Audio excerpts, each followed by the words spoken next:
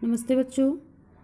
हम class 7th और 8th में संधि पढ़ रहे थे, जिसमें हमने विसर्ग संधि में पहला और दूसरा पढ़ लिया था। आज हम तीसरा और चौथा पढ़ेंगे। आपका पहला श में परिवर्तन जो होता है उसके बारे में थे। दूसरा यहाँ पे आप देख ही रहे हो कि यहाँ पे आपका है विसर्ग का र में परिवर्तन होना। इसके बाद आज हम तीसरा पढ़ेंगे विसर्ग का ओ में परिवर्तन होना, अर्थात जब आपका विसर्ग लगा होता है वर्ड के सामने, शब्द के सामने, तो वो ओ में कैसे परिवर्तित हो जाता है, जिसके लिए यहाँ पे इन्होंने बताया कि विसर्ग से पहले अ तथा अ या किसी वर्ग का तीसरा, चौथा, पांचवा वर्ड अथवा य र ल व हो तो विसर्ग ओ हो जाता है। अर्थात इन्होंने ये बताया कि विसर्ग से पहले अ हो तथा बाद में अ या किसी वर्ग का तीसरा, चौथा, पांचवा वर्ड अथवा य र ल व ह हो तो विसर्ग ओ हो जाता है। जैसे आप यहाँ पे देख रहे हो मना धन बल, तो यहाँ पे विसर्ग से पहले क्या है अ, और उसके बाद क्या है आपका तीसरा, चौथा और पांचवा वर्ड है। और इसके बाद फिर क्या है, इसके बाद इन्होंने बताया या र ल व हो या फिर ह हो। इनके बाद अगर आपका विसर्ग आता है तो क्या हो जाता है, वो व हो जाता, ओ की मात्रा हो जाती है। जैसे आप यहाँ पे देख रहे हो, पहला एग्जाम्पल हम देखेंगे। पहला है आपका मना धन बल, तो यहाँ पे क्या हो गया आपका मनोबल। इसके बाद फिर मना धन हर, क्या हो गया ये आपका मनोहर। अर्थात यहाँ पे इन्होंने ये बताया था कि विसर्ग से पहले आपका अ होगा, सिर्फ अ। विसर्ग से पहले क्या होगा, सिर्फ अ। इसके पहले और इसके बाद में क्या होगा कि अ हो सकता है, सिर्फ अ, या किसी वर्ग का तीसरा, चौथा, पांचवा वर्ड होगा। व्यंजन का स्वर में सिर्फ अ होगा, जैसा कि आपके नियम में दिखाई दे रहा है। या फिर किसी वर्ग का तीसरा, चौथा, पांचवा वर्ड हो अथवा य र ल व हो, ह हो, तो वो ओ बन जाता है।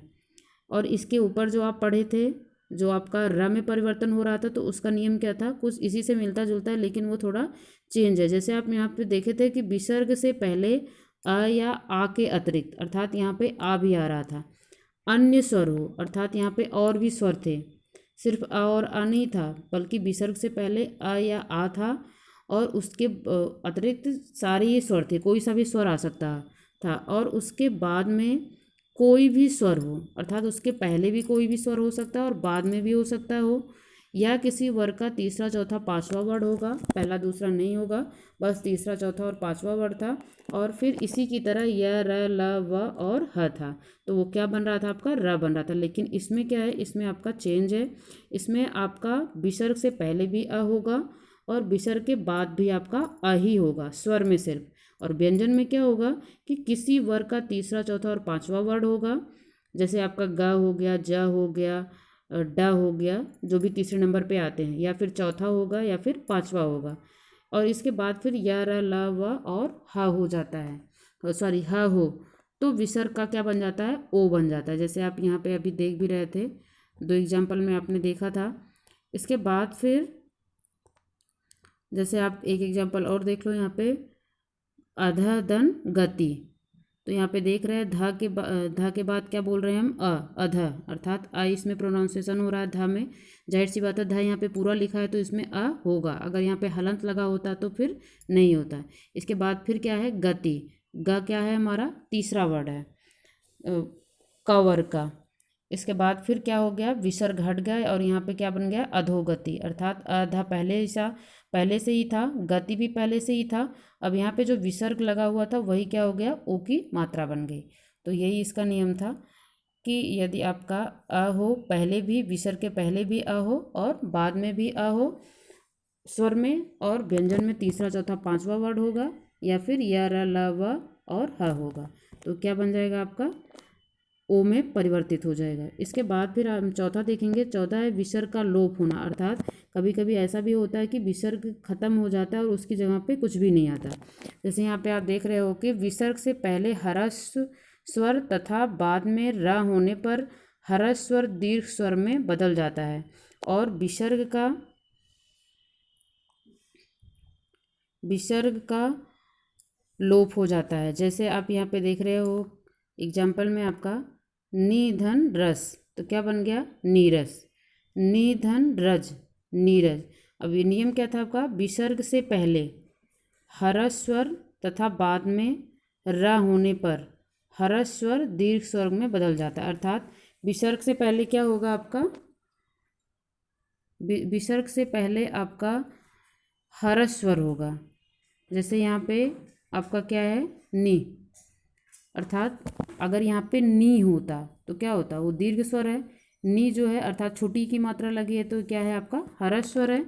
और उसके बाद फिर क्या होगा र होता, तो जो कि आपके दूसरे व्यंजन में दूसरे शब्द में क्या है र है, तो क्या हो जाएगा फिर ये र होने पर हरस स्वर दीर्घ स्वर में बदल जाता है और फिर विसर्ग का लोप हो जाता है। अर्थात विसर्ग वहाँ से हट जाएगा और जो आपका छोटी की मात्रा है तो वो बड़ी की मात्रा में परिवर्तित हो जाएगी। जैसे यहाँ पे आप देख रहे थे कि यहाँ पे क्या था आपका नी लिखा हुआ था, इसके बाद रस था, तो क्या हुआ ना पे पहले क्या था आपका छोटी की मात्रा थी लेकिन बाद में क्या हो गई बड़ी की मात्रा हो गई।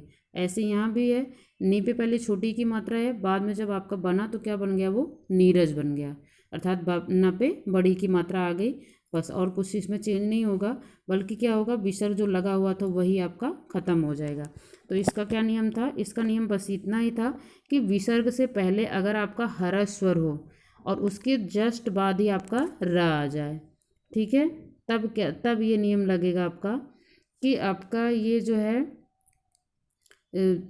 विसर्ग जो है वो हट जाएगा और जो आपका हरस स्वर था वो दीर्घ में परिवर्तित हो जाएगा। अर्थात जो इसमें छोटी की मात्रा होगी या छोटा का मात्रा होगा वो क्या हो जाएगा वो बड़े में चेंज हो जाएगा, अर्थात दीर्घ स्वर में बदल जाएगा और यहाँ पे जो विसर्ग था वो हट जाएगा। तो ये था आपका विसर्ग संधि के जितने भी नियम थे। तो विसर्ग संधि के आपके 4 ही नियम थे जिसमें हमने 2 पहले पढ़ा था, 2 आज पढ़े हैं। इसके बाद यहाँ पे इन्होंने संधि विच्छेद के बारे में बताया। संधि विच्छेद शायद मैंने पहले ही बताया था आपको, लेकिन देख लो आप, संधि किए हुए वर्णों को अलग करके पहली वाली स्थिति में लाना ही क्या कहलाता है आपका संधि विच्छेद कहलाता है। अर्थात जो भी हमारे संधि किए, संधि का मतलब क्या होता है मिलाना होता है, उसी को अलग करके पहली वाली स्थिति में, अर्थात जैसे वो पहली थी उसको तोड़ के अलग अलग कर देना। जैसे संधि किए हुए वर्णों को अलग करके पहली वाली स्थिति में लाना ही क्या कहलाता है संधि विच्छेद कहलाता है। अर्थात क्या था कि संधि का मतलब क्या होता है हम 2 अलग अलग शब्दों को एक करते हैं तो वही हमारा क्या कहलाता है संधि कहलाता है। लेकिन संधि विच्छेद का मतलब क्या होता है कि 2 वर्णों को अलग अलग करके पहली वाली स्थिति में, अर्थात जैसे पहले ही अलग अलग थे और उसको हमने ज्वाइन किया था उसी स्थिति में लाना ही क्या कहलाता है आपका संधि विच्छेद। तो जैसे आप यहाँ पे एग्जांपल देखो संहार, तो यहाँ पे क्या है, यहाँ पे 2 शब्द हैं, दोनों को एक किया गया है, संहार को संहार इसको पढ़ते हैं हम, सा पे अंक की मात्रा है। लेकिन जब इनको हम अलग अलग करेंगे अर्थात पहले की स्थिति में लाएंगे तो क्या होगा समधन हार, अर्थात जो म था आपका ये अनुस्वार में चेंज हो गया, जो कि अभी हमने इसको किसमें उसमें व्यंजन संधि में हमने इसको पढ़ा था कि कहाँ पे जो है आपका ये अनुस्वार में परिवर्तित हो जाता है। इस वाले नियम को आप वो अपनी बुक में देखोगे तो आपको पता चल जाएगा। इसके पहले जो व्यंजन संधि हमने पढ़ी थी जहाँ पे म का परिवर्तन आपने पढ़ा था उसी में ये था। इसके बाद फिर है आपका शास्त्रार्थ, शास्त्र धन अर्थ। इसके बाद फिर क्या है मनानुकूल, मन धन अनुकूल, मनानुकूल का क्या होगा मन धन अनुकूल, सॉरी यहाँ पे वो लगा हुआ था दिखा नहीं, मनोनुकूल है तो यहाँ पे क्या होगा मना धन अनुकूल, जो कि अभी अभी आपने इस नियम को पढ़ा था। क्या पढ़ा था हमने इसमें ओ की मात्रा हो जाना, जैसे यहाँ पे मनोबल हो रहा था आपने देखा मना यहाँ पे अ था और यहाँ पे भी इस वाले वर्ड में भी अ है, तो क्या हो गया आपका जो विसर्ग होता है वो ओ में चेंज हो जाता है, तभी यहाँ पे क्या आ गया आपका मनोनुकूल। यहाँ पे इसीलिए है कि आपका पहले भी अ हो, विसर्ग के पहले भी अ हो और बाद वाले जो शब्द हैं उसमें भी अ हो, तो क्या होगा विसर्ग आपका ओ में परिवर्तित हो जाएगा। ऐसे ही आपका तपोबल भी है, तपा धन बल, ठीक है। तो ये आपका संधि था जो चैप्टर आज आपका कंप्लीट हुआ है। इसके बाद अब हम इसमें क्वेश्चन आंसर, मैंने आपको पहले भी बोला था आपने किया नहीं होगा तो आप कर लेना, और इसके बाद जो इसके बुक वर्क हैं वो भी आपको कंप्लीट करना है क्लास 7th और 8th दोनों को। तो जो भी आपको क्वेश्चन आंसर दिया जाएगा उसको करना है, और इसके बाद फिर आपको अपनी बुक जितना आपको समझ में आता है, जितना आप कर पाते हो उतना आपको करना है। कुछ कुछ चीज़ें मैं आपको स्वयं करने के लिए दूंगी और कुछ मैं आपको करवाऊंगी। तो बुक वर्क को आपको बुक में ही फिल करना है, और कॉपी में जो करना होगा मैं आपको दे दूंगी वर्क में। धन्यवाद।